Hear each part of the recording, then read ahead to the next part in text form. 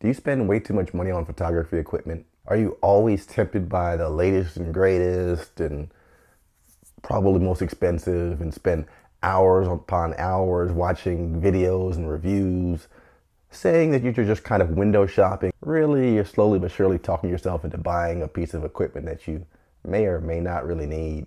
Well, I'm sad to say you're not alone. I've been on a gear journey of my own for the last couple of years, and I've spent way more money on equipment than I care to remember. Now, I do make my living through photography. I'm a commercial photographer. I shoot fitness and activewear for some of the largest activewear brands in the world. So I do have a reason to invest in great equipment. But like I said, I'm a professional photographer, which means that my equipment is not only a tool to be enjoyed, but it's also a tool that needs to bring me a return on investment. As a loyal Nikon shooter for the last 15 years, my camera buying decisions have always been very easy. You pretty much just buy whatever the new Nikon DSLR Pro body was and move on about your life. But now the game has changed. My clients have grown, I've grown, and the number of products I now need to offer in order to stay competitive has increased. Video, for example, went from being an add-on for a still photographer to being an absolute necessity for a still photographer. And while I was a filmmaker long before I was ever a photographer, in terms of the equipment that I owned, it was definitely very focused on still work. So when the video side of my business began to surge a couple years ago, I all of a sudden had to basically revitalize that entire section of my gear closet in order to make sure I was keeping up with the demand. Instead of just strobes, now I needed continuous lights. I needed 4K. I needed all the peripherals that go along with 4K. I needed audio. I needed all these different things that previously I had been renting, but now because of the increase in business, it made sense to actually own. At the time the surge in motion started, Nikon didn't have a competitive video offering. This is before the mirrorless cameras came out.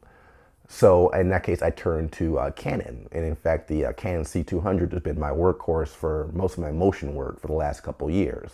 It's a very easy to use, but also versatile camera, one that you can kind of build up or scale down depending on your needs. So if you're working with a large team, it's got all the necessary areas for them to be able to plug in, versus also if you're just working by yourself and you just need to grab something out of your bag and hit play and start recording, they can do that too.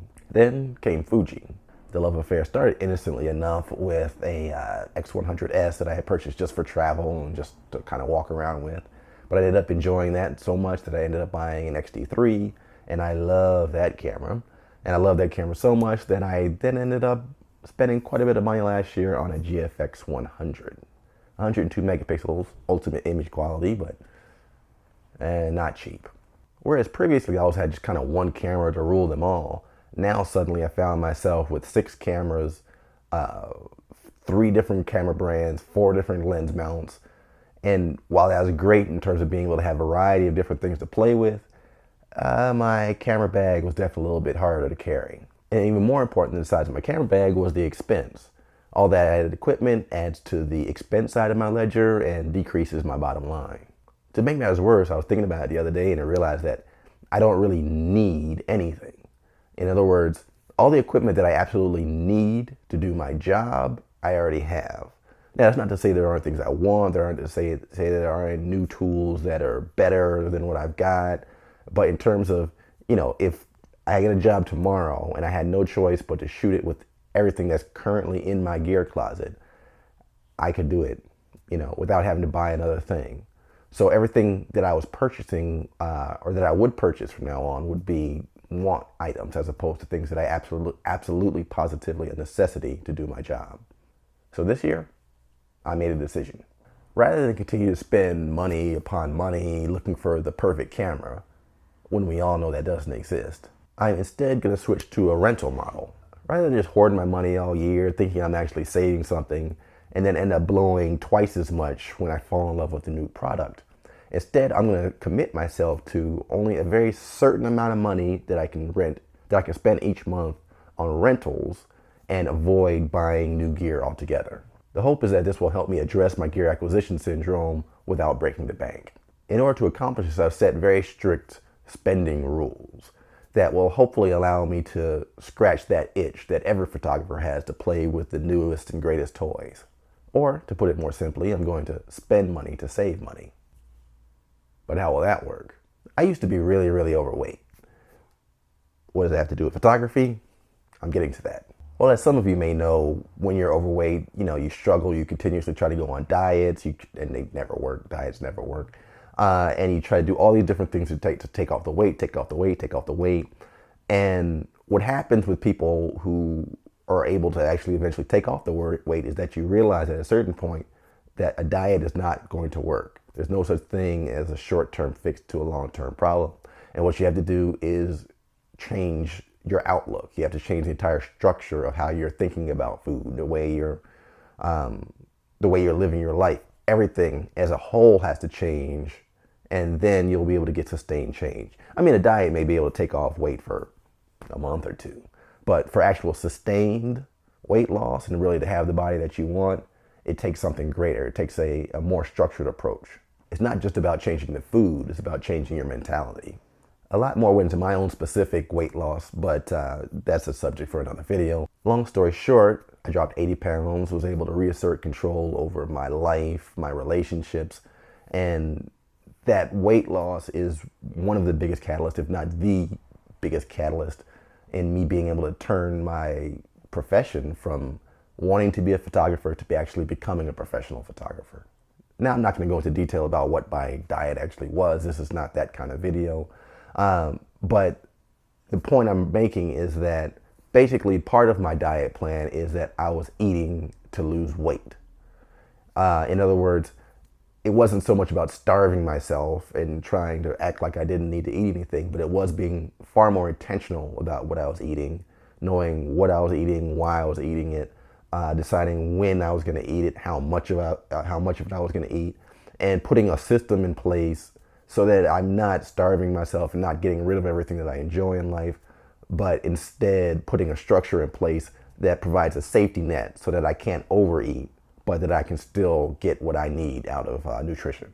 It's basically the same principle that I'm now going to try to apply to saving money on gear. It's been 9 years since I made the decision to lose that weight, and I never looked back. My gear diet is based on 4 simple principles, which I'm hoping you guys will actually be able to help me stick to. Rule number 1, no new equipment. I was a business major when I was in college. Specifically, I studied marketing. And basically, I spent 4 years learning how advertisers convince people that what they want is what they need. No one needs a new car. No one needs a new iPhone. I mean, you may have a need for transportation. You may have a need to communicate, but you don't need to necessarily buy those products at that price level in order to satisfy those needs. You want those because Apple tells you that you want those things. Here's an easy example. One of the actual good investments that I made last year was I actually bought a Nikon D750. That's right, a D750, the one that's 5 years old. Not the new mirrorless model, the old D750. I bought it in 2019. Now, there's an obvious question. Why would you buy a D750 in 2019 when you could have bought a Z6 or a Z7? And the answer was, well, simple. It costs less. You say, but well, doesn't the Z6 have more features and stuff like that? Yeah, but I didn't need those features. Essentially, the 750, if you look at the 750 versus the Z6, they both have the same megapixel count. They both can take pictures. That's what I needed. The video is obviously superior on the Z6, but as I talked about before, I've got the video side of my business taken care of. But really what I was in the market for was a backup camera for my D850, and the D750 totally fit the bill. Sure, for a couple $100 more, I could have had the Z6, but a couple $100 is still a couple $100. And on the side, personal note, one of the things I've learned in the last couple of years is that I really like optical viewfinders. I know electron viewfinders have come a long way in the last couple of years, and so there's no knock on mirrorless cameras. But I like optical viewfinders. I don't want to look at a screen. I want to look through a piece of glass and really kind of connect with my subject. But that's just a personal note. So essentially, I ended up basically being able to save money, buy a camera with a viewfinder that I prefer, that had the same megapixel count as the newer one, and satisfy all my needs. Good investment. And I love the Z6, so it's not no knock on the Z6. And technology has advanced in the last 5 years. But again, when it comes to the question of need versus want, the D750 did everything that I needed it to do, even though there were certain things on the Z6 that I would have definitely wanted. And I could get the D750 for a lot less money, especially if you buy it used. And that's where rule number one comes in. If I do have to buy a piece of equipment, I am a professional photographer, so it's possible that I'll need to buy a piece of gear. But I'm limiting myself to buying used gear this year. Now, that has a number of benefits. One, obviously, it's less expensive. It's just going to be less expensive. But two, and this is the kind of sneaky benefit, in order for a product to be on the used market, it's presumably probably been out in the world for at least a year by this point.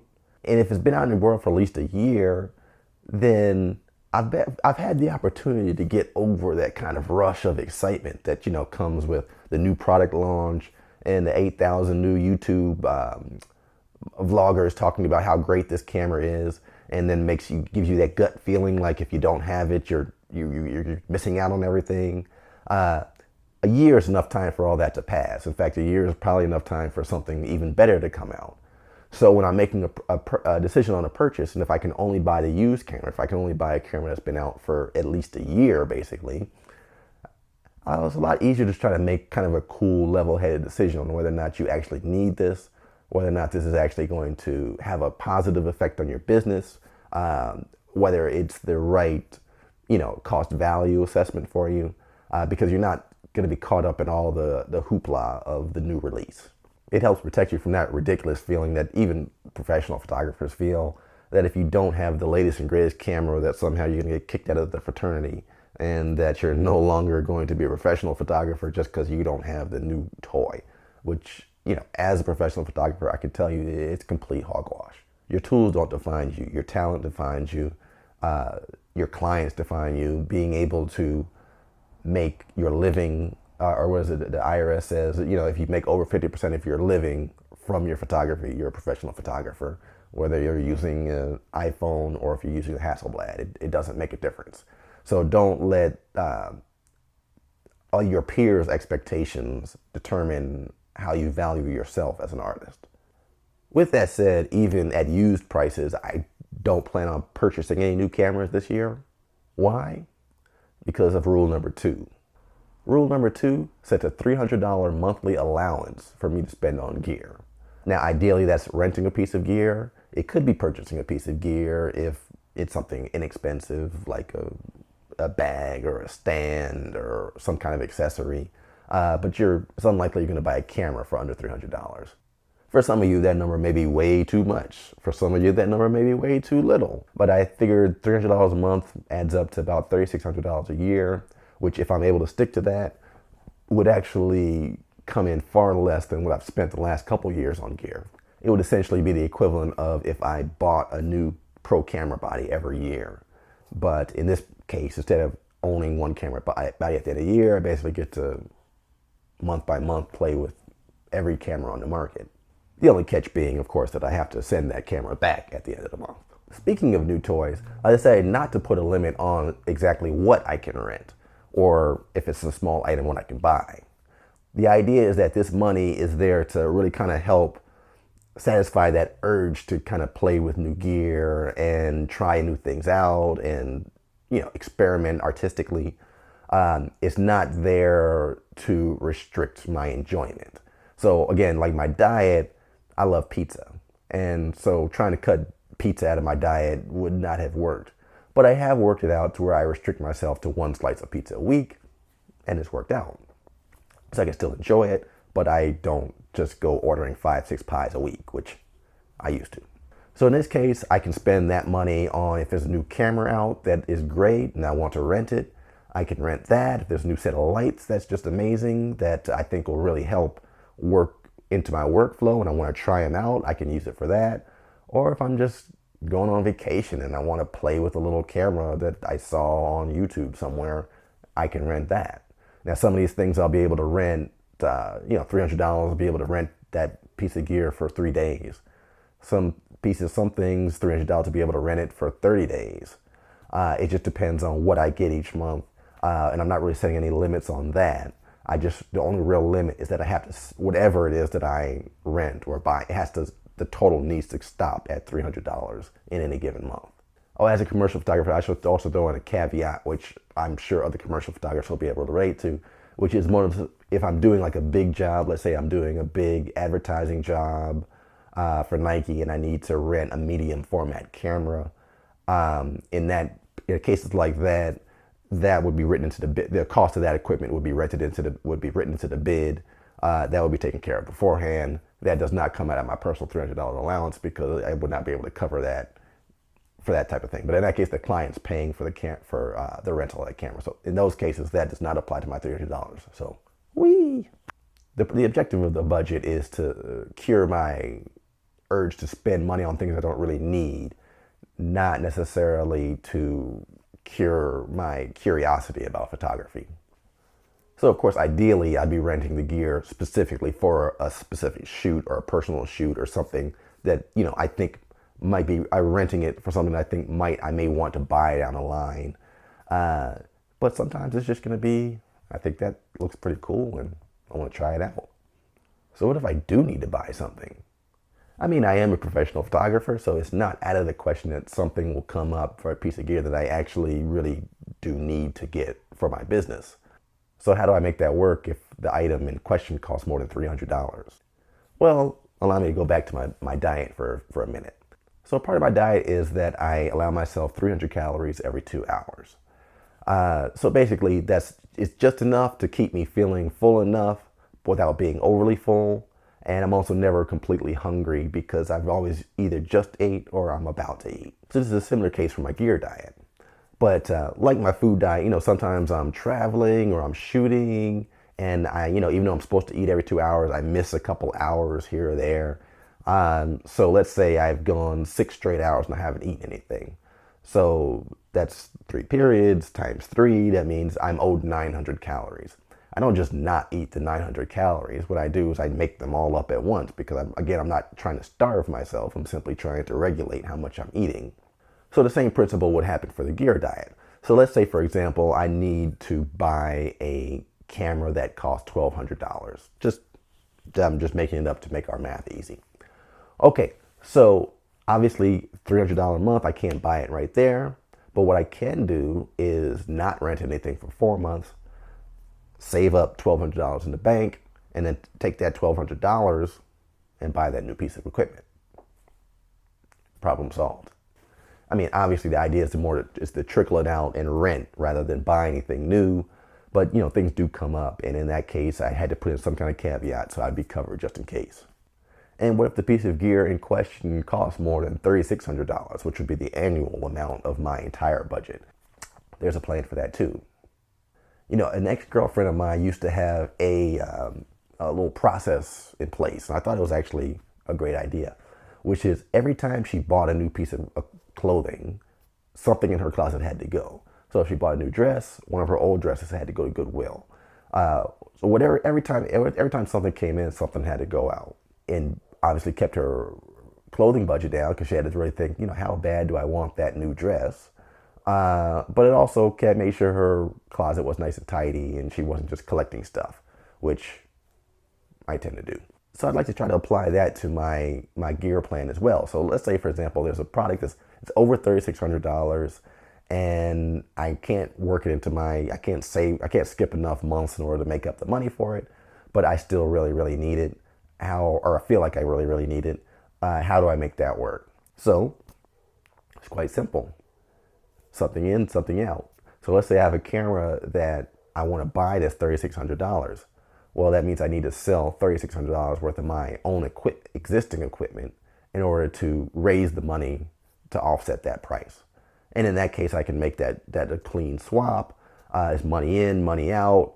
Everybody is all whole, and that doesn't affect. And I haven't broken my gear budget. And it also makes you really think twice about how badly you want that new camera. I mean, sure, like this new camera looks great. It can serve all these features and it's terrific. But if having that new camera means you will no longer have another camera that you've loved and gotten great enjoyment out of over the years, Do you really, really want that new camera? And it also makes you think again about whatever it is you think you need to do. Can this old camera actually still do it? One of the more frustrating things about my gear journey, and a function of my own stupidity, is that I have a tendency to buy a new camera for a specific feature, like where I'm like, oh my goodness, if I have this camera, I can do that. Only to find out once I got the camera, I've had it for a while, to realize that I could actually do that same feature with my old camera. I just didn't know I could do it with my old camera. And then I end up looking at the new camera thinking to myself, why the hell did I buy this when I could have been doing this all along? So the process of kind of, one in, one out will make you really think about how badly you want to lose the camera that you already have, that you love, and more than likely can do just as great of a job. Oh, one more caveat I should mention. Again, I'm a professional photographer, so I do need tools to do my job. So if one of my existing cameras, for example, were to just to crap out and decide not to work anymore and it needed to be replaced, that would be a special circumstance because I need to be able to cover it. I can't, not have a camera. So that's an easy caveat. And that's it. My four noble truths. No new gear, only used gear. $300 a month, no more, to either rent a new camera or a new piece of equipment, or to buy something that's under $300. Unused money does roll over to the following month. Oh, and if at the end of the year I've spent less than $3,600, then I'm free to go out and spend the rest on whatever I like, just in time for the holiday sales. And that's it. Now, I know to some of you, $3,600 is going to seem like a lot of money, and to some of you, $3,600 is not going to seem like so much money. I'm just setting a number, just to give myself a target number, to see if that'll work. And as I said, without getting into too many details, if I was able to stick to that, which is my plan, I will have spent a lot less on equipment this year than I will over the last couple years. And that's just going to make my bottom line even larger. A very small decrease in expenses can add to a very large increase in percentage of profit. So what do you think? You think I'll be able to stick to it? Any of you hearing about this and thinking that maybe you might be up to take the challenge with me? Let me know in the comments. Is there a piece of gear that you really think that I should try out over the course of this year?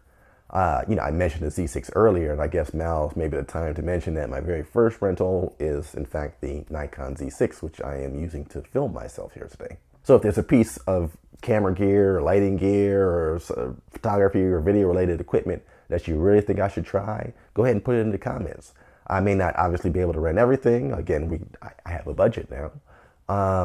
But if it's something that kind of works into the workflow and I think would be exciting to try out, definitely let me know in the comment section, and I'll let you know what I think. Which, by the way, is something I definitely want to try this year, is to upload more videos for you guys, so you can kind of see how my gear diet's going, but also see some of the toys that I'm playing with. So if there's room to kind of take you behind the scenes, I'll try to take you behind the scenes with some of this gear. At the least, I'll try to do a review of the equipment to kind of let you know what I thought, how they worked into the workflow, and just kind of give my thoughts on all these new toys I'm going to be exploring over the next 12 months. And if you want to play along, or if you simply want to watch a grown man fight the urge to use his credit card, hit the subscribe button and you'll see the whole thing unfold. Should be fun. Looking forward to bringing you guys on the adventure. Till the next time, happy shooting.